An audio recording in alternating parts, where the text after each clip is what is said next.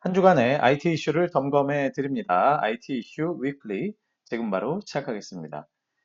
네, 2020년 10월 12일 방송입니다. 네, 추석 연휴 보내시고 다들 뭐 또 한 주 잘 보내셨죠? 네, 저는 스타트업 전문 컨설팅사 디토 파트너스 그룹의 최유한입니다. IT 이슈 위클리는 커버 스토리와 헤드라인 한 줄 요약으로 구성되어 있습니다. 커버 스토리부터 만나보시죠. 자, 미국 하원 반독점 조사 보고서가 네이버, 카카오에 미칠 영향을 오늘 한번 알아보겠습니다. 모티브가 된 기사는 미국 하원, 구글, 페이스북, 아마존, 애플, 지배력 남용, 조선비즈의 10월 7일 기사가 있었고요. 또 하나의 기사는 미국 법무부, 구글 압박, 크롬, 알고 계시죠? 브라우저, 크롬을 강제 매각하는 것을 추진한다라고 하는 지디넷의 10월 12일 기사가 있었습니다. 자, 지난 6일, 현지 시각입니다. 지난 6일, 미국 하원의 법사위원회 반독점 분과위원회에서는 작년 6월부터 4개 기업, 가파죠? 구글, 애플, 페이스북, 아마존을 대상으로 반독점, 독점금지법 위반 행위를 조사를 했는데요. 그 결과를 무려 450페이지 분량의 보고서로 발표를 했습니다. 이 보고서는 분과위 소속의 민주당 의원들이 주도를 해서 작성을 했다고 합니다. 위원회는 당초에 하나의 합의된 보고서를 채택할 예정이었으나 IT 기업에 대한 규제 강화 방안을 두고 그 정도를 두고 그죠? 그 수위를 두고 분과위 소속 공화당 위원들과의 의견 차이를 좁히지 못해서 결국은 민주당 의원들이 주도로 작성을 한 보고서가 일단은 나왔다 이런 것입니다. 그래서 공화당 의원들은 별도의 보고서를 발표할 예정이라고 합니다. 그만큼 아직까지 완전히 합의된 내용은 아니다 이렇게 볼 수도 있겠습니다. 그러나 충분히 임팩트가 있기 때문에 제가 한번 다뤄드리는 것이죠. 자, 그만큼 이 보고서가 굉장히 급진적이다 이런 평가를 받고 있는데요. 자, 그러나 중요한 것은 그 정도, 수위의 차이는 있지만 양당 모두, 공화당, 민주당 모두 이 4개 기업, 4대 기업의 반독점 행위에 대해서는 반독점 행위를 했다 이런 부분에 대해서는 크게 다들 공감하고 있다 이렇게 전해지고 있습니다. 그렇기 때문에 전반적인 흐름은 크게 다르지 않을 거다 이런 것이죠. 자, 주요 내용은 이렇습니다. 구글에 대해서는 유료 광고와 검색 결과를 뭐 흐려, 제가 이제 기사에 있는 표현 그대로 썼는데 흐리게 해놨다, 이제 섞어놨다는 것이겠죠. 그렇기 때문에 검색 시장, 광고 시장에서의 독점력을 공고히 만들고 있다. 유저로 하여금 검색 결과 내에 유기적인 검색 결과와 광고가 섞여 있기 때문에 그래서 점차 검색이나 광고 시장에서 파워를 계속해서 얻을 수 있게 된다라는 부분이 결국은 반독점 사항이다. 위반 행위다. 이렇게 이제 본 것이고요. 자, 애플은 OS와 앱스토어에서의 통제력을 바탕으로 경쟁사를 차별하거나 배제했다. 이렇게 판단했습니다. 자, 페이스북은 유망한 경쟁사, 여기서 얘기하는 건 인스타그램을 얘기하는 거죠. 유망한 경쟁사를 죽이는 인수합병을 했다. 그래서 킬러 애퀴지션이라고 얘기하는데, 경쟁사가 좀 클만하면 그냥 인수합병해서 경쟁을 없애버리는 뭐 이런 방식을 했다. 어떻게 보면 경영 전략상의 굉장히 유효한 하나의 어떤 경영 전략 같은데도 이것조차도 반독점 행위다. 이렇게 판단을 한 것입니다. 자, 아마존은 점유율 40%라고 알려져 있는데 이거는 굉장히 과소평가된 거다. 시장에 대한 정의를 다시 해야 된다. 이렇게 판단을 했고요. 또 하나 판매자, 뭐 입점해서 판매를 하는 판매자를 얘기하겠죠. 판매자에 대한 처우 과정에서 광범위한 부분에서 독점 행위가 드러났다. 이렇게 밝혔습니다. 사실 450페이지의 분량이니까 뭐 이거 외에도 뭐 아주 뭐 깨알같이 굉장히 많은 부분들을 지적했을 거라고 생각이 듭니다. 그렇죠? 자, 물론 보고서에 담긴 규제 강화 방안이 실제로 입법으로 이어질까? 이거는 아직까지 미지수입니다. 앞에서 말씀드린 대로 완벽하게 합의가 된 사항은 아니기 때문이죠. 자, 그러나 반독점 규제, 반독점에 대한 규제를 하자 이런 것만큼은 대세가 된 것 같습니다. 왜냐하면 앞에서 제가 말씀드렸죠. 두 번째 기사가 뭐였습니까? 미국 법무부도 구글에 대해서 크롬을 매각해라 뭐 이런 것들을 추진한다. 그런 소송을 추진하겠다라는 내용이 있었죠. 그러니까 법무부도 같은 움직임을 보이고 있다라는 것은 어쨌든 하원의 보이스가 그대로 입법화가 되지는 않더라도 전반적으로 규제를 하려는 움직임은 여전히 존재를 한다. 이렇게 볼 수 있겠습니다. 자, 미국 정치 전문 매체 폴리티코에 따르면요, 미국 법무부가 조만간 구글을 상대로 반독점 소송을 진행할 계획이고, 이 소송을 통해서 크롬이라는 브라우저를 구글로부터 분할시키는, 이 분할이라는 표현에서 기사에는 뭐 매각한다 이런 얘기까지도 있었는데, 그런 어떤 판결을 받아내려 하고 있다라는 내용이 전해져 있습니다. 그러니까 하원의 보이스뿐만 아니라 미국 법무부도 같은 움직임을 하고 있다라는 것이죠.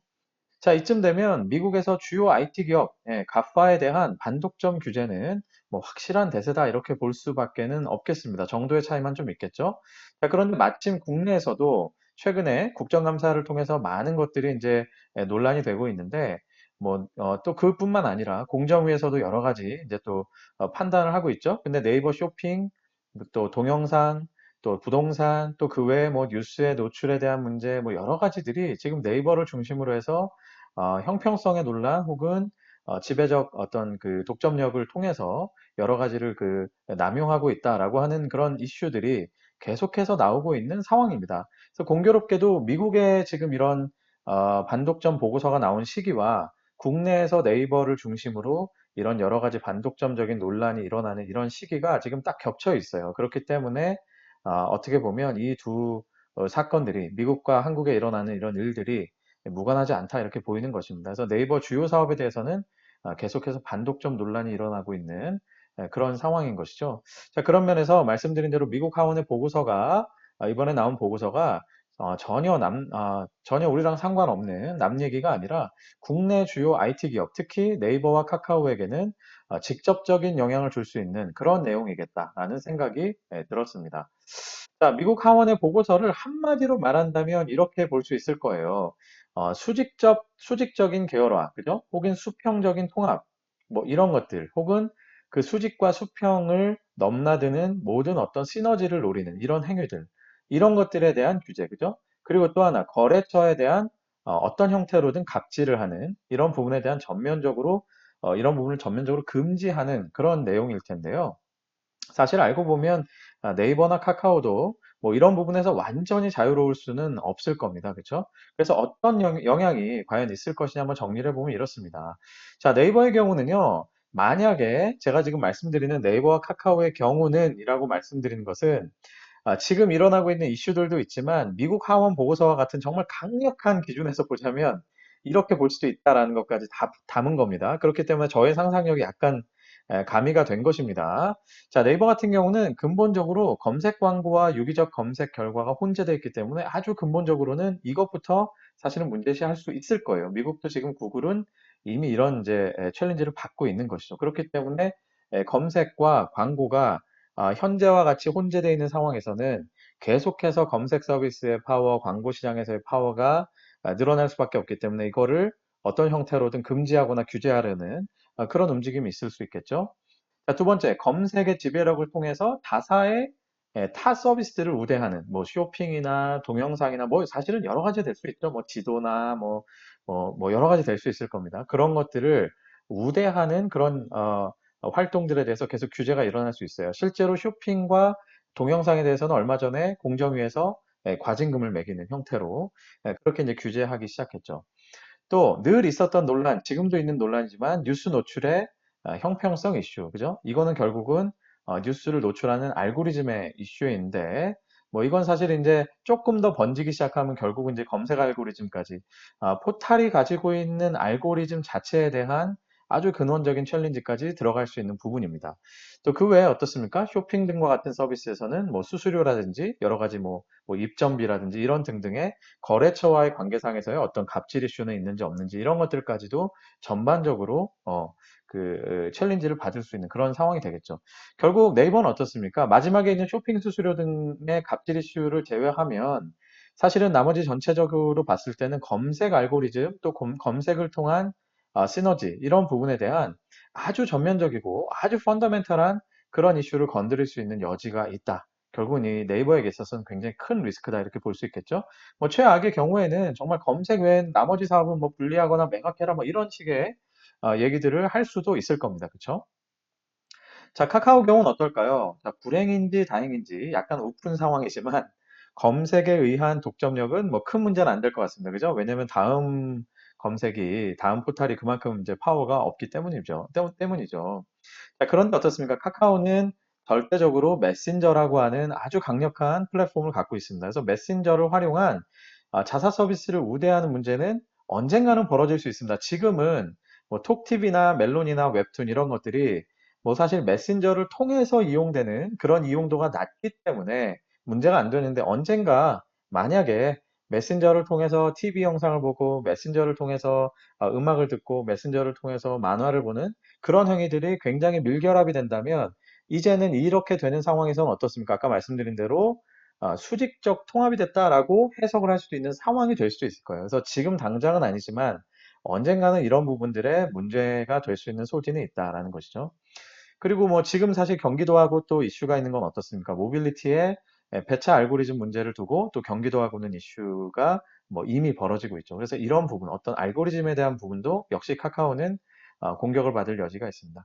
또 하나는 어떻습니까? 카카오의 선물하기. 이거는 사실은 커머스죠. 쇼핑이죠. 그렇죠? 근데 선물하기라고 하는 메신저로부터 아주 자연스럽게 연결된, 밀결합된 그런 프로세스 상에서 이루어지는 커머스인데, 자, 이런 그 커머스 행위도 자, 지금은 카카오가 직접 선물하기라는 서비스를 제공을 하고 있는데, 자, 이거를 왜 너네만 해? 뭐, 다른 사업자한테도 오픈을 해. 뭐, 독점하지 마. 이렇게 얘기를 한다든가, 아니면 거기에 입점하는 어떤 여러 가지 업체들에게 거래 관계상에서 어떤 갑질의 이슈가 있다든가 이런 부분들은 늘 이제 챌린지를 받을 수 있겠죠.